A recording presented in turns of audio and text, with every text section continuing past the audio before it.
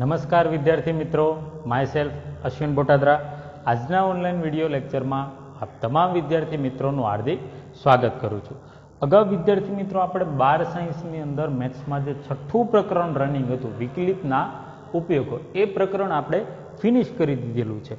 અને આજે નવું ચેપ્ટર સ્ટાર્ટ નથી કરવાનું, પરંતુ એ ચેપ્ટરને રિલેટેડ સહેજ અલગ પ્રકારના બરાબર એ દાખલા આપણે લેવાના છે. કે ઘણી વખત કેવું થતું હોય કે એકની એક વસ્તુ પરંતુ ઘણી અલગ અલગ રીતે પૂછાતી હોય કે જે તમારે ગુજકેટ અને જેડબલઈમાં ખાસ કામ આવે. તો એને રિલેટેડ જે કંઈ પણ અમુક એમસીક્યુ મેં અલગ તારવેલા છે એ એમસીક્યુઝ હું અહીંયા આજના લેક્ચરમાં તમને સોલ્વ કર્યો. આજનો જે લેક્ચર છે તે માસ્ટર લેક્ચર છે વિદ્યાર્થી મિત્રો. ઓકે બરાબર, તો જોઈએ. અને હા, જો આ વિડીયો તમને પસંદ આવે તો વિડીયોને તમે લાઇક કરજો, તમારા અન્ય મિત્રો જોડે શેર કરજો.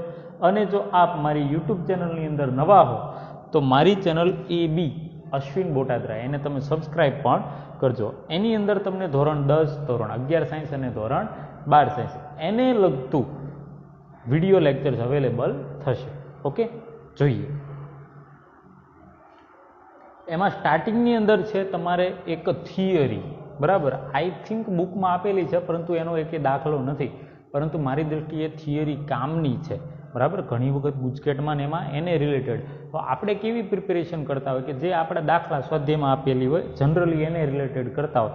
પરંતુ અહીંયા જે તમને આપેલી છે, બરાબર, એનો એકય દાખલો તમને ટેક્સ્ટબુકમાં આપેલો નથી, બરાબર. તો એ થિયરી પહેલાં જોઈ લઈએ, સમજજો ધ્યાન આપીને. અવસ્પર્શક અને અવાભિલંબ.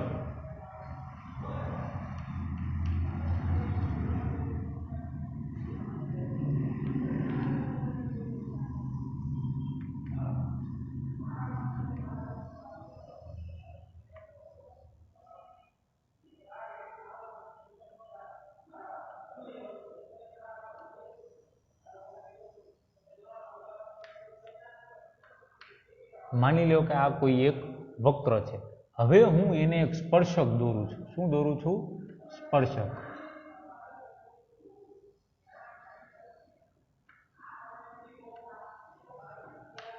આ બિંદુ એ સ્પર્શક છે ને, તો આ જે છે એ કઈ રેખા દોરીએ આપણે? સ્પર્શક. ચલો, આટલો ખ્યાલ આવી ગયો. હવે આપણે બીજું એક ચર્ચા અગાઉ આવી ગયેલી છે, અભિલંબ. એના સમીકરણો મેળવ્યા હતા આપણે. અભિલંબ એટલે શું? તો કે એને સ્પર્શક, એ જે સ્પર્શ બિંદુ રહ્યું એની એ જ જગ્યાએ પણ જે સ્પર્શક રહ્યો એને કઈ રીતે આવેલો હોય? લંબ રૂપે આવેલો હોય તો એને શું કહેવાય? અભિલંબ કહેવાય. શું કહેવાય? અભિલંબ. મતલબ કે આ જે છે તે અભિલંબ. ઓકે, હવે ધ્યાન રાખજો. જો અહીંયા સુધીનું તમને ખ્યાલ છે, આમાં કશું તમારા માટે નવું નથી, પણ હવે જે ચર્ચા કરવાની છે એ તમારા માટે નવી છે. અહીંયા તમે જે સ્પર્શ બિંદુ રહ્યું ત્યાંથી શરૂ કરી તે એક્સ અક્ષ ઉપર તમે લંબ દોરો. શું દોરો? લંબ. એટલે અહીંયા કાટખૂણો હોવો જોઈએ, બરાબર. તો અહીંયા જે સ્પર્શક જે હતો એ અહીંયા સ્પર્શ્યો ને એક્સ અક્ષને, બરાબર. તો ત્યાંથી લઈ અને લંબ સુધીનું અંતર, આટલો ભાગ, આ જે ભાગ રહ્યો ને, બરાબર, એને તમારે કહેવાય છે અવસ્પર્શક. શું કહેવાય છે એને? અવસ્પર્શક. અને આ જે અવાભિલંબ જે એક્સ અક્ષને જ્યાં છે ત્યાંથી તે અહીંયા લંબ સુધીનું અંતર, આ જે ભાગ રહ્યો, બરાબર, એને તમારે કહેવામાં આવે છે અવાભિલંબ. એ જે રેખાખંડ રહ્યો એને શું કહેવામાં આવે છે? અવાભિલંબ. ખ્યાલ આવ્યો? આટલો જે માની લો કે નામ આપી દો. અહીંયા બિંદુ P રાખીએ, અહીંયા બિંદુ A રાખીએ, અહીંયા બિંદુ B રાખીએ, અહીંયા બિંદુ T રાખીએ ફોર એક્ઝામ્પલ, બરાબર. તો અહીંયા P થી A એ સ્પર્શકની લંબાઈ થઈ, બરાબર. P થી B એ અભિલંબની લંબાઈ થઈ. પરંતુ અહીંયા A થી T આ જે રેખાખંડ રહ્યો ને, આટલો આ રેખાખંડ, આ રેખાખંડને તમે કહી શકો અવસ્પર્શક. અને એનું માપ એટલે કે AT એ અવસ્પર્શકની લંબાઈ કહેવાય. શું કહેવાય? અવસ્પર્શકની લંબાઈ. પછી આ જે રેખાખંડ રહ્યો TB, તો આ રેખાખંડનું નામ શું? અવાભિલંબ. શું કહેવાય એને? અવાભિલંબ. અને એની લંબાઈ દર્શાવાય છે ને આપણે TB, અહીંયા જે આપણે નામ આપેલા છે એ મુજબ. બાકી બંનેના સૂત્ર છે. જો સૂત્ર એમાં આવું છે, માની લો કે અહીંયા પી બિંદુ છે એ છે x0 y0, બરાબર, આવું કંઈક તમને બિંદુ આપેલું છે. તો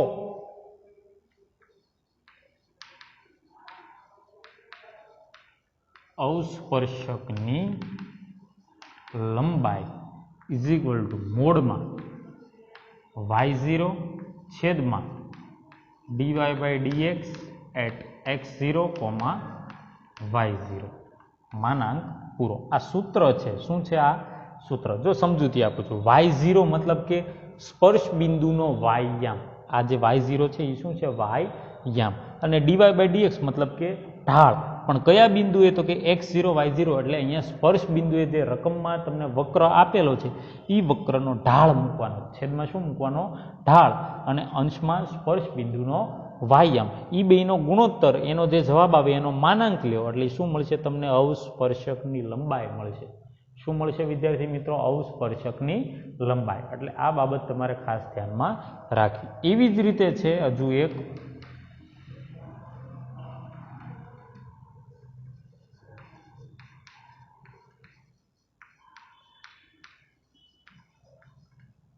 અવાભિલંબની લંબાઈ. શું છે વિદ્યાર્થી મિત્રો? અવાભિલંબની લંબાઈ. બરાબર. હવે અવાભિલંબની લંબાઈ એટલે શું? તો અવાભિલંબ એટલે આટલો ભાગ કીધો એને શું કીધો? અવાભિલંબ. એની લંબાઈ તો એનું સૂત્ર છે ઇઝ ઇક્વલ ટુ એમાં માનાંકમાં y0 into dy by dx. કઈ જગ્યાએ? તો કે x0, y0 માનાંક પૂરો. જો બંનેમાં એક માઇનોર ડિફરન્સ છે. અવસ્પર્શક રહ્યો ને એમાં શું? તો કે વાયયામ છેદમાં ઢાળ એવું છે. સ્પર્શ બિંદુનો વાયયામ છેદમાં એ સ્પર્શ બિંદુએ વક્રનો ઢાળ. જ્યારે અવાભિલંબની અંદર શું છે? જે છેદમાં હતું ને એ ગુણાકારમાં આવી ગયું. સમજો, dy બાય dx જે સ્પર્શ બિંદુએ હતો એ હવે ક્યાં આવી ગયો? છેદમાંથી અહીંયા ઇન્ટુ એટલે કે ગુણાકારમાં. આ ધ્યાન રાખવું. તમને એમ યાદ રહી જાય કે ભાઈ આમાં ગુણાકારમાં ને આમાં છેદમાં. પછી છેલ્લે તકલીફ ક્યાં પડે ખ્યાલ છે? છેલ્લે એ ભૂલી જવાય કે અવાભિલંબમાં છેદમાં હતું કે અવાભિલંબમાં ગુણાકાર હતું, અવસ્પર્શકમાં છેદમાં હતું કે અવસ્પર્શકમાં ગુણાકારમાં હતું. એટલે આ બાબત તમારે ખાસ ધ્યાનમાં રાખવાની થશે. બરાબર. ગુજકેટની અંદર JEEની અંદર આ ટોપિક તમારે થોડો કામનો છે કે જે તમે ભણેલા નથી. આના આધારે ગુજકેટમાં તો આના આધારે ખાસ ધ્યાન આપવું. ઓકે, હવે જોઈએ એને રિલેટેડ અલગથી મેં તારવેલા દાખલા. એમાં પહેલો દાખલો છે MCQ. x is equal two 3 હોય, x ઇઝ ઇક્વલ ટુ 3 હોય ત્યારે વર્ગમૂળમાં x² પ્લસ 16 નો x ના છેદમાં x માઇનસ 1 આને સાપેક્ષ બદલાવાનો દર શોધો એમ કીધું છે. બરાબર. x ઇઝ ઇક્વલ ટુ 3 હોય ત્યારે વર્ગમૂળમાં x² પ્લસ 16 નો x ના છેદમાં x માઇનસ 1 ની સાપેક્ષ બદલવાનો દર ખાલી જગ્યા છે. મતલબ કે તમારે આની સાપેક્ષે બદલવાનો દર શોધવાનું કીધું છે. હવે જનરલી તમારે આવા દાખલા નહોતા. તમને એમ કીધું હોય કે ભાઈ આટલું હોય ત્યારે ઘનફળમાં ફેરફારનો દર ને પૃષ્ઠફળમાં ફેરફારનો દર ને આ ટાઈપના હતા. પણ એક ઓલાનું બીજાની સાપેક્ષે ફેરફારનો દર, તો અહીંયા તમારે શું કરવાનું? તમે યાદ કરો, વિકલન ચેપ્ટર છે ને, બરાબર, એમાં તમારે પહેલાં સિમ્પલ કે ભાઈ એક્સની સાપેક્ષે કરો, વાયની સાપેક્ષે, ઝેડની સાપેક્ષે, આવા. પણ એમાં એક દાખલાનો પ્રકાર કેવો હતો કે આ વિધેયનું ઓલાની સાપેક્ષે વિકલન કરો. બસ એ થિયરીનો અહીંયા ઉપયોગ છે. એમાં તમે શું કરતા હતા? યુ અને વી ધારી લેતા હતા કે પહેલું હોય યુ, એમાં ચલ કયો હોય? જે હોય તે એનું એની સાપેક્ષે. પછી બીજું ધારી લેવાનું વી, એમાં જે ચલ હોય એની સાપેક્ષે. પછી સાંકળનો નિયમ. બરાબર. એ પ્રમાણે તો અહીંયા તમે ધારી લો. શોર્ટમાં જ લખું છું, ડિટેલમાં નહીં લખું. u ઇઝ ઇક્વલ ટુ વર્ગમૂળમાં x² પ્લસ 16 અને v is equal two x ના છેદમાં x માઇનસ 1. ઓકે. હવે u ની અંદર ચલ કયો છે? x. v ની અંદર એ ચલ કયો છે? x. તો બંનેનું x ની સાપેક્ષે થઈ શકે. મતલબ કે du by dx is equal to અહીંયા તો કે વર્ગમૂળ છે તો 1/2 રૂટ x² પ્લસ 16 આ એનું વિકલન થયું. અને એક્સ સ્ક્વેર પ્લસ 16નું શું થાય તો કે 2x, તો ઇન્ટુ 2x, તો અહીંયા 2 2 કેન્સલ, વધ્યું શું એક્સના છેદમાં વર્ગમૂળમાં એક્સ સ્ક્વેર પ્લસ 16, આ ડીયુ બાય ડીએક્સ મેળવો. સેમ હવે ડીવી બાય ડીએક્સ મેળવો, તો dv by dx is equal to એક્સના છેદમાં એક્સ માઇનસ 1, તો ભાગાકારનો નિયમ, છેદ એમ નામ, અંશનું વિકલન કેટલું થશે 1 માઇનસ, હવે અંશ એમ નામ, છેદનું વિકલન થશે 1 છેદમાં છેદનો વર્ગ. ઓકે, હવે તમે જુઓ અહીંયા પહેલું એક સાથે ગુણાકાર એટલે શું થશે એક્સ માઇનસ 1 અને અહીંયા માઇનસ એક્સ, તો એક્સ અને માઇનસ એક્સ કેન્સલ, વધ્યું શું -1 અપોન એક્સ માઇનસ 1નો સ્ક્વેર. હવે બંનેનો ગુણોત્તર લઈ લો. તમને એમ કીધું છે કે આનું આની સાપેક્ષે, આ જે છે એ શું છે યુ, આ વી, તો યુ નું વી ની સાપેક્ષે, મતલબ કે du by d v is equal to, હવે ડીયુ બાય ડીએક્સ આમ લખીએ કે ડીયુ બાય ડીએક્સ છેદમાં dv by dx, dx dx cancel થઈ જાય એટલે ડીયુ બાય ડીવી મળી જાય. રકમમાં છે કિંમત મૂકી દો અને કઈ જગ્યાએ કીધું છે એક્સ બરાબર 3, તો હું સાવ ટૂંકમાં લખું છું ડીયુ બાય ડીએક્સ એટલે કે 3ના છેદમાં વર્ગમૂળમાં 3નો વર્ગ 9 વત્તા 16 છેદમાં અહીંયા ડીવી બાય ડીએક્સ, મતલબ કે કેટલો મળ્યો તમને અહીંયા -1 છેદમાં 3માંથી 1 એટલે 3 - 1 એટલે 2, 2નો વર્ગ 4 એટલે -1/4. અહીંયા 16 ને 9 25, 25નું વર્ગમૂળ થશે 5, એટલે હવે શું થશે 3ના છેદમાં 5, આ માઇનસ રહ્યા અહીંયા અને 1/4 છે તો અહીંયા ગુણાકારમાં કેટલા થઈ જશે 4, એટલે -12ના છેદમાં 5, આટલો આન્સર આવે તમારે. યુનો વીની સાપેક્ષે બદલાવાનો દર કેટલો થશે તમારે -12ના છેદમાં 5. ખ્યાલ આવ્યો બરાબર. કોનો આમાં બેઝ તરીકે ઉપયોગ થયો તમારે વિકલનનો, કોનો વિકલનનો, વિકલનમાં આવા દાખલા આવતા હતા કે આનું આની સાપેક્ષે વિકલન કરો. ઓકે, ત્યારબાદ એક દાખલો છે વિદ્યાર્થી મિત્રો કે એક ચોરસના વિકર્ણની લંબાઈ 0.5 સેન્ટીમીટર પ્રતિ સેકન્ડના દરથી વધે છે. જો ચોરસ છે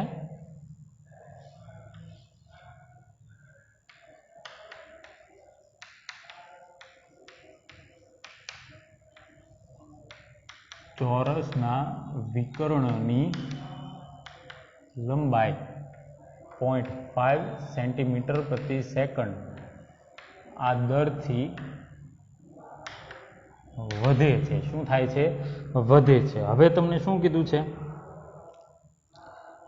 ક્ષેત્રફળ 400 એટલે 400 સેમી સ્ક્વેર, તો a is equal to 400 cm square હોય ત્યારે ક્ષેત્રફળના વધારાનો દર એટલે કે dA by dt is equal to question mark, આવું તમને કીધેલું છે બરાબર. જો ફરીથી રિપીટ કરી દઉં છું, એક ચોરસના વિકર્ણની લંબાઈ 0.5 સેન્ટીમીટર પ્રતિ સેકન્ડના દરથી વધે છે, તેનું ક્ષેત્રફળ 400 સેમી સ્ક્વેર હોય ત્યારે, મતલબ કે a ઇઝ ઇક્વલ ટુ 400, તો ક્ષેત્રફળનો બદલાવાનો દર, ક્ષેત્રફળના વધવાનો દર ખાલી જગ્યા છે. હવે આ દાખલો ગણવા માટે તમારે ધોરણ 9નો બેઝ તરીકે ઉપયોગ કરવો પડશે. કોનો? ધોરણ 9નો. ચોરસ છે,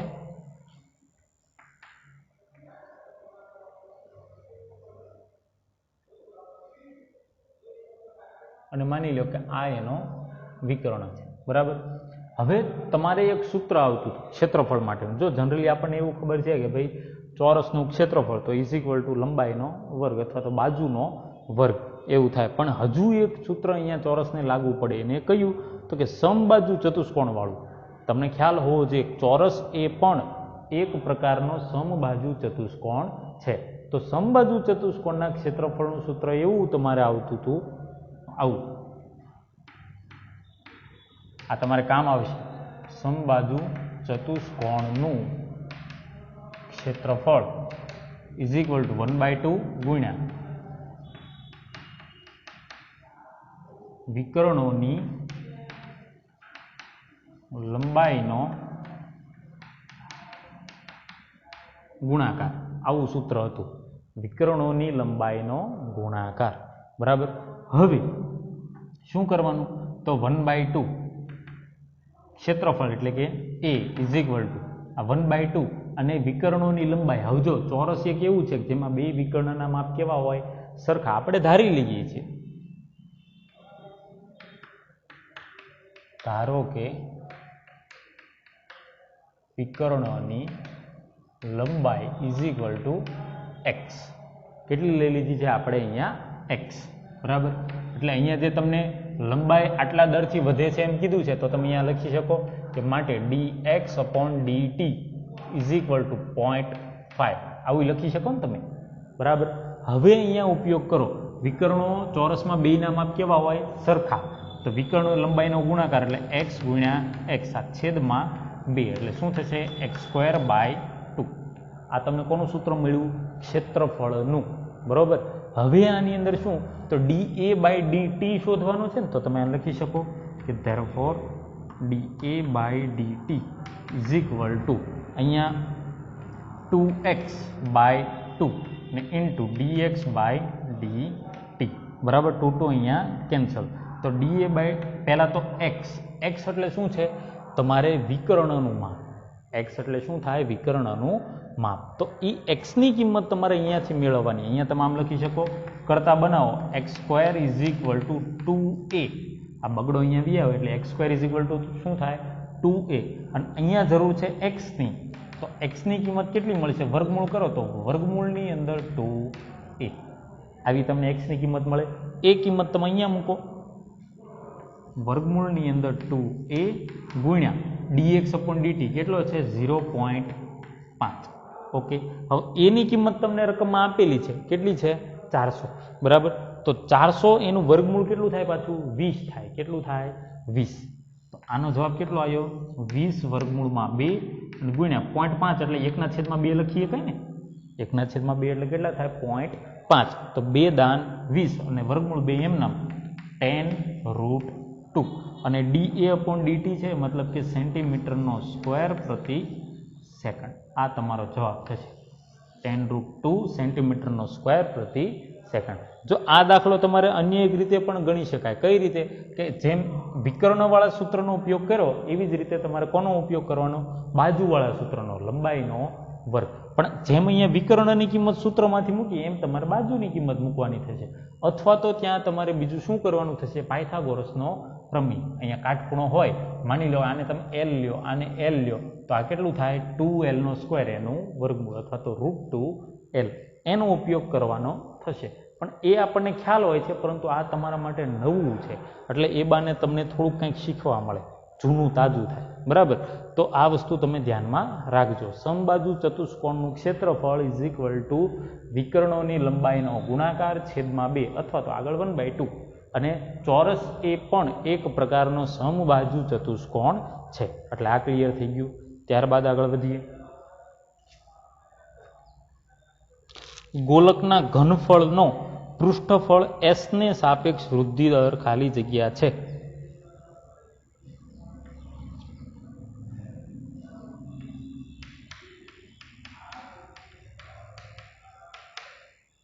ગોલકના ઘનફળ v નો પૃષ્ઠફળ s ને સાપેક્ષ વૃદ્ધિ દર ખાલી જગ્યા છે. આમ તમને રકમની અંદર આપેલું છે. બરાબર. હવે સમજો, ગોલકનું ઘનફળ કીધું છે અને એનું પૃષ્ઠફળ કીધું છે. હવે ગોલકનું ઘનફળ તમારે પહેલા તો લખવું પડશે. બરાબર. તો તમે v is equal two 4/3 πr². બરાબર. આવું સૂત્ર આપણે અગાઉ ભણી ગયા. તો આના પરથી dv/dt મેળવી લો.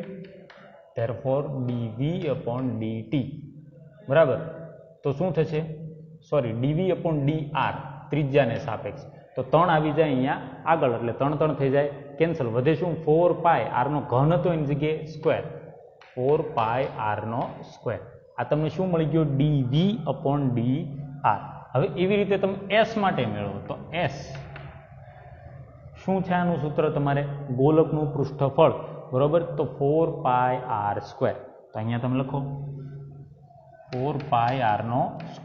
તો આના ઉપરથી તમને ds/dr કેટલો મળે તો બગડો અહીં આગળ વ્યવ આવે આરની 2 ઘાતમાંથી 1 થઈ જાય એટલે 8 પાઈ આર આવું કંઈક તમને મળી ગયું હવે તમને એમ કીધું છે કે v નો s ને સાપેક્ષ વૃદ્ધિ દર મતલબ કે dv upon ds is equal to હવે આને શું કરાય કિંમત મુકાય dv upon dr છેદમાં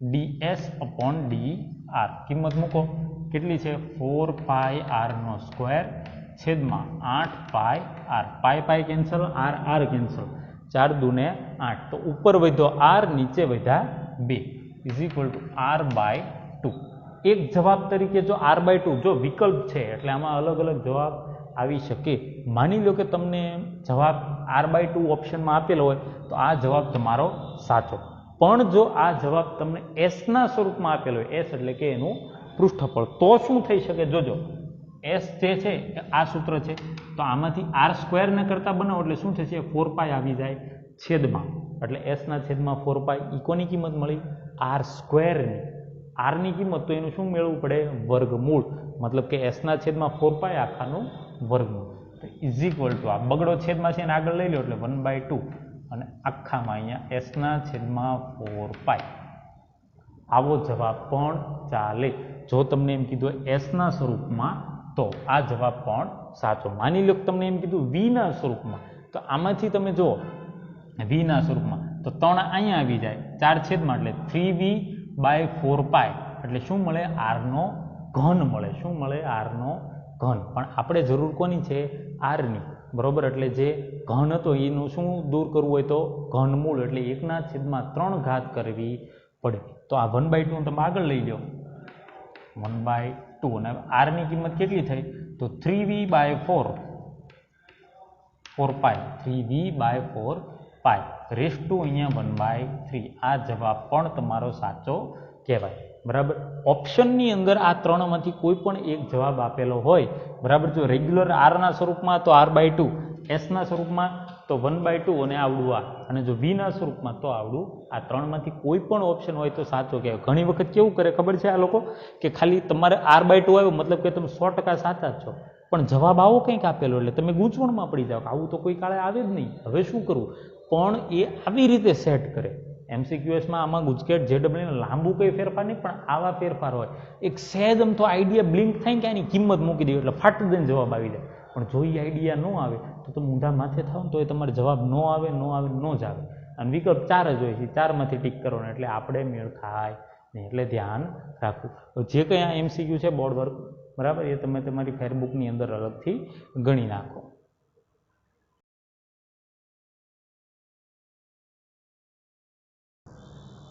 ત્યારબાદ વિદ્યાર્થી મિત્રો આપણે આગળ વધીએ તો નેક્સ્ટ MCQ છે સમભુજ ત્રિકોણના ક્ષેત્રફળનો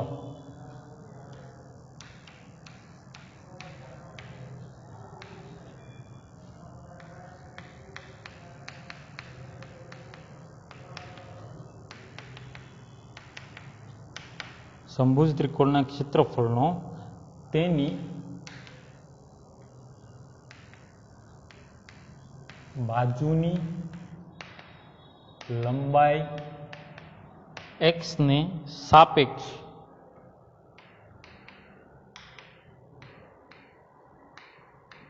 બદલવાનો દર ખાલી જગ્યા છે જો રકમ રિપીટ કરી દઉં છું કે સમભુજ ત્રિકોણના ક્ષેત્રફળનો તેની બાજુની લંબાઈ x ને સાપેક્ષ બદલવાનો દર ખાલી જગ્યા છે બહુ મસ્ત દાખલો પણ આનો ઉપયોગ કરીને મારે તમને બીજી એક વસ્તુ સમજાવવાની છે જો સમભુજ ત્રિકોણનું ક્ષેત્રફળ સમભુજ કયો તોય ભલે સમબાજુ કયો તોય ભલે કે સમકોણ કયો તોય ભલે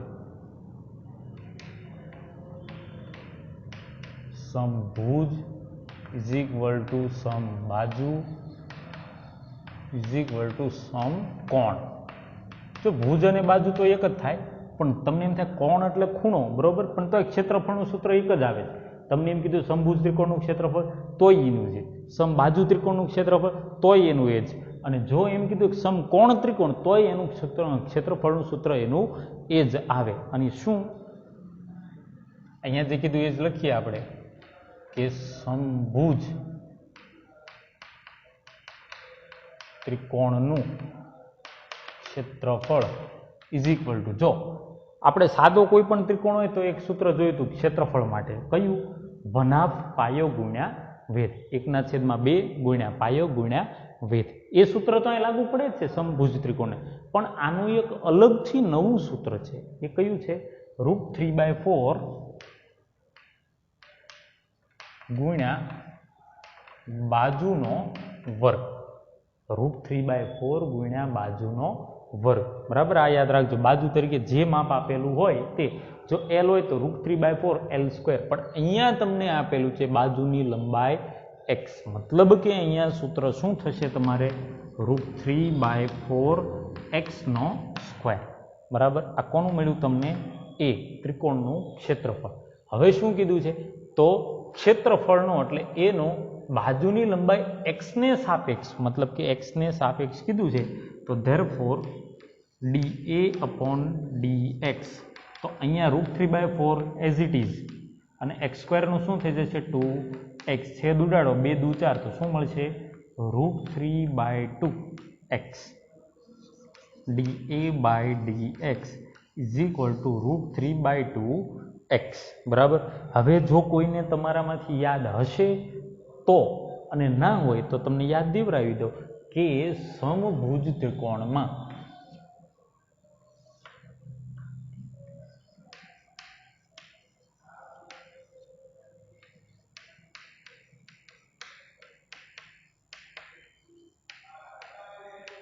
મધ્યગા અથવા તો વેધ બે સરખું જ હોય છે.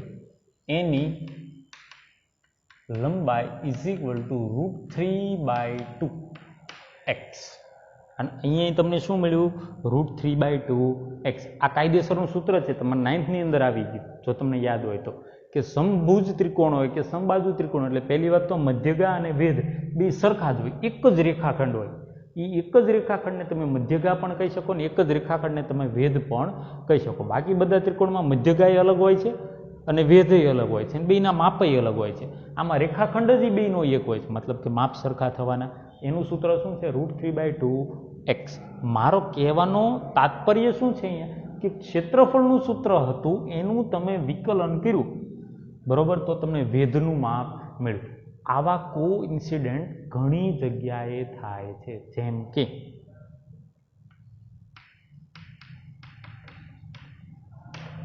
નળાકારનું ઘનફળ v is equal two πr²h. આ સૂત્ર આપણે જોયું હતું, બરાબર, πr²h. હવે તમે એનું વિકલન કરો છો r ની સાપેક્ષે, તો dv/dr ઇઝ ઇક્વલ ટુ આ r² નું શું થઈ જાય? 2r, બગડો આવી જાય આગળ, એટલે 2πrh. આવું તમને મળે ને. આને તમે શું કહો છો? ઇઝ ઇક્વલ ટુ એનું પૃષ્ઠફળ. આ શું મળી ગયું તમને? પૃષ્ઠફળનું સૂત્ર 2πrh. જોયું? લીધું શું? ઘનફળ. એનું તમે ત્રિજ્યાની સાપેક્ષે વિકલન કર્યો તો મળ્યું શું? અહીંયા પૃષ્ઠફળ. હજુ તમને આવું કહો, નળાકાર પછી લો તમે ગોલક, તો ગોલકનું ઘનફળ એટલે કે v is equal two 4/3 πr નો ઘન. આવું છે. આનું તમે r ની સાપેક્ષે કરો, dv/dr, તો તગડો અહીંયા આગળ આવે એટલે 3 3 કેન્સલ, શું થઈ જાય છે? 4πr². હવે ગોલક માટે 4πr² શું છે? તો કે એનું પૃષ્ઠફળ છે. શું છે? એનું પૃષ્ઠફળ. ખ્યાલ આવી ગયો તમને? બરાબર. હવે અહીંયા તમારે શું? અર્ધગોલક લઈ લો.